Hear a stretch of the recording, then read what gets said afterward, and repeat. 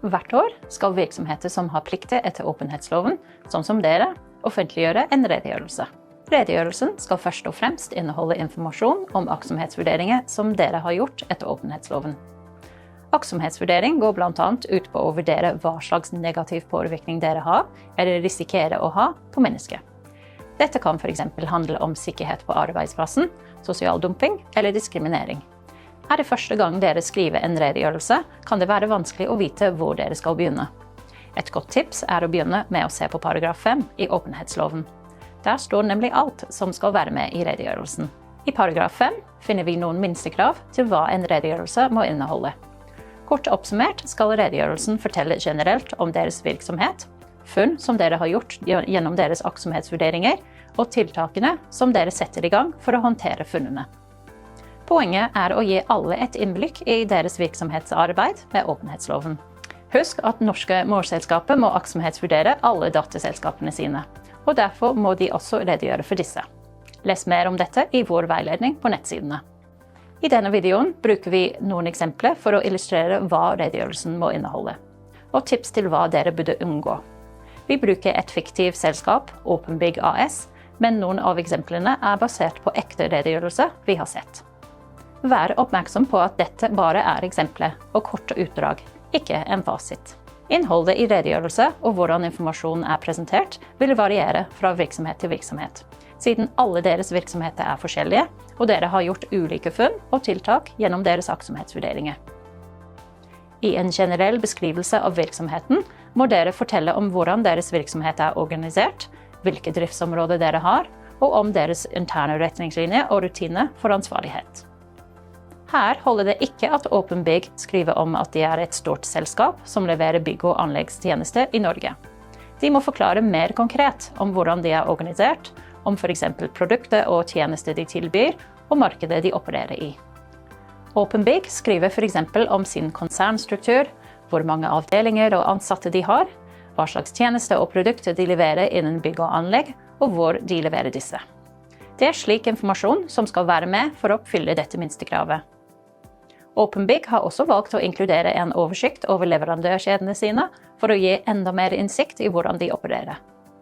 Dere må også skrive om deres retningslinjer og rutiner for å håndtere negative konsekvenser. Dette henger sammen med arbeidet dere har gjort i trinn 1 i aktsomhetsvurderinger, da dere forankret ansvarlighet i virksomheten.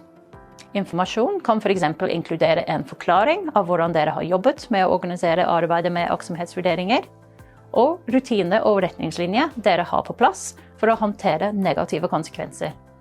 Her er det også relevant å beskrive varslingskanaler og klagemekanismer dere har etablert. Denne informasjonen vil gjøre det lettere for leseren å forstå hvem dere er, hva dere gjør, og hvordan dere jobber med åpenhetsloven.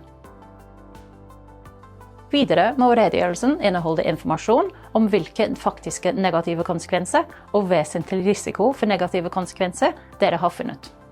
Vurderingene skal dekke virksomheten selv, leverandørkjede og forretningspartnere, og derfor kan informasjon om negative konsekvenser gjelde en eller flere av disse.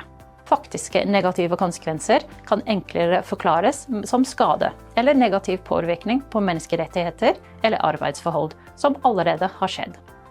Alle negative hendelser som har skjedd skal være med i redegjørelsen. Men det holder ikke at OpenBig kun skriver at det ble registrert 3 avvik i årsperioden.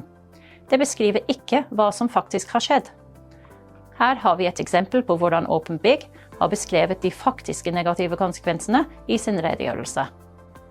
De har valgt å presentere skadene etter type negativ konsekvens, og har inkludert informasjon om hvor i leverandørkjeden og verden forholdene er. Slik kan leseren lett forstå akkurat hva som er funnet, og hvilken tilknytning OpenBig har til skadene. Dette er en oversiktlig og klar måte å presentere de faktiske negative konsekvensene på.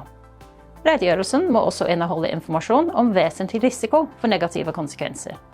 Med risiko menes skader som ikke har skjedd, men som kan skje.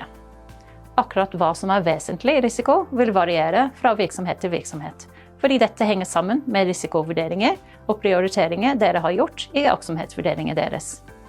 Mange virksomheter skriver at de har funnet risiko, uten å beskrive hva risikoene faktisk er. Hvis dere for eksempel skriver at dere har funnet vesentlig risiko, eller at 10% av leverandørene deres er høyrisikoleverandører, er ikke det godt nok til å oppfylle minstekravet. Det sier nemlig ingenting om hva risikoen er. Her har OpenBig valgt å bruke en tabell for å beskrive vesentlig risiko, men vi sitter fremdeles igjen med det samme spørsmålet. Hva er risikoen? Gjelder det lave lønninger eller diskriminering, fare for tvangsarbeid eller barnearbeid, eller noe annet? I denne tabellen har OpenBig beskrevet hva de vesentlige risikoene er. De har også valgt å skrive om hvilket land risikoene er knyttet til, og alvorlighet og sannsynlighetsgrad. Det er ikke nødvendig å bruke en slik tabelløsning, men det kan være en oversiktlig måte å presentere informasjonen på. Forbrukertilsynet har sett redegjørelse der det står at virksomheten ikke har funnet noen negative konsekvenser i det hele tatt.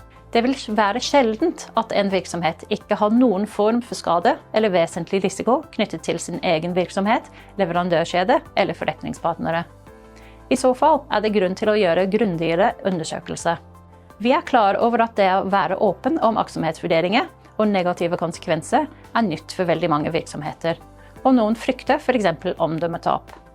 Det er likevel en plikt etter loven å fortelle om negative konsekvenser og vesentlig risiko dere har funnet. Det siste minstekravet til redegjørelsen handler om å forklare hva dere har gjort eller planlegger å gjøre for å håndtere de negative konsekvensene dere nettopp har redegjort for. Slike tiltak går ut på å stanse faktiske negative konsekvenser eller forebygge og begrense de vesentlige risikoene dere har funnet. I tillegg må dere beskrive resultatet eller forventede resultater av tiltakene. Ved å være åpen om hvordan dere håndterer de negative konsekvensene dere har funnet, får dere vist hva dere gjør for å bedre forholdene. Det kan også bidra til økt tillit, og dermed styrke deres omdømme. Husk at dere må beskrive tiltakene. Det er ikke nok å si at dere har håndtert et avvik. OpenBig AS skriver blant annet at de har kjøpt nytt sikkerhetsutstyr og hatt obligatorisk HMS-opplæring for ansatte. De forventer at dette vil forebygge flere fallulykker på byggeplassen. De skriver for eksempel også at de har blitt del av et bransjesamarbeid for å motvirke sosial dumping i byggebransjen og for å få større innflytelse i leverandørkjeden. Basert på risikoen for farligere arbeidsforhold i forbindelse med produksjon av stål, skriver OpenBig blant annet at de har forbedret sine kontraktsvilkår med leverandører når det gjelder revisjonsrett og tilgang på dokumentasjon. De forventer at dette vil gi dem tilgang på mer informasjon om arbeidsvilkår hos underleverandører, og derfor bedre mulighet til å følge opp eventuelle avvik og sette i gang nødvendige tiltak. Hvis dere i forrige rapporteringsperiode redegjorde for funn og planlagte tiltak, er det naturlig å legge frem resultatet av disse tiltakene i redegjørelsen for neste periode. Nå har vi gått gjennom redegjørelsens minstekrav med noen eksempler på hvordan innholdskravene kan løses. Dere kan likevel gjerne skrive mer. En god og grundig redegjørelse gir alle informasjon om hvordan dere jobber aktivt med ansvarlighet. Det kan også gjøre jobben med å svare på informasjonskrav som dere mottar, mer effektiv. Er virksomheten deres del av et konsern, har vi en egen video med informasjon spesielt knyttet til dette. Se også vår video om formelle krav til redegjørelsen. Lykke til med skrivingen!